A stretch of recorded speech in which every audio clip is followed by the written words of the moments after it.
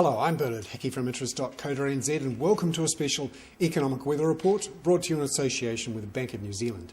Today we look at New Zealand's current account deficit situation because we have numbers in for the September quarter. They're important because they tell us how we're making our way in the world, not just from the point of view of selling or buying goods and services from the rest of the world, but what's happening with our capital accounts. Are we borrowing money? Are people investing here? Are we paying out a lot in dividends and profits to the rest of the world? This pulls it all together and gives us a stock take on how we're travelling. And what it shows that in the September quarter we ran a current account deficit of 3.1%. That's slightly worse than 3% in the June quarter, but it was better than what economists were expecting. They'd expected around 3.4%. Now, those expectations included a big impact from the Christchurch earthquake. When you look at the reinsurance payments that were made, around about $1.7 billion, then we would have had a deficit of around about 4% of GDP. When you look at the chart, you can see that New Zealand's current account deficit, and this goes back to 1990, has been steadily deteriorating from 1990 onwards, and it got as bad as 9% of GDP in 2007 at the peak of the housing boom when we were borrowing lots of money from the rest of the world and frankly spending a lot more than we were earning.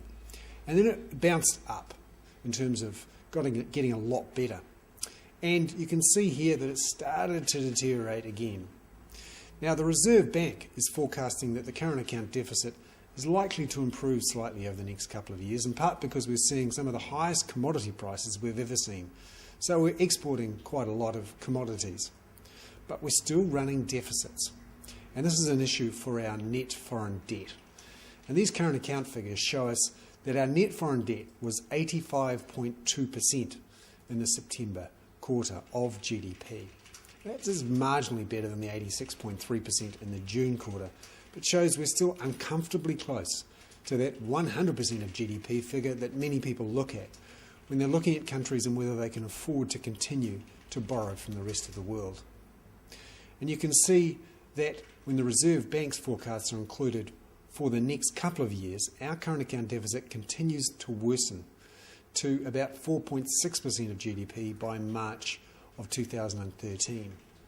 Essentially, New Zealanders are still living beyond their means, and we're not really repaying much of that debt.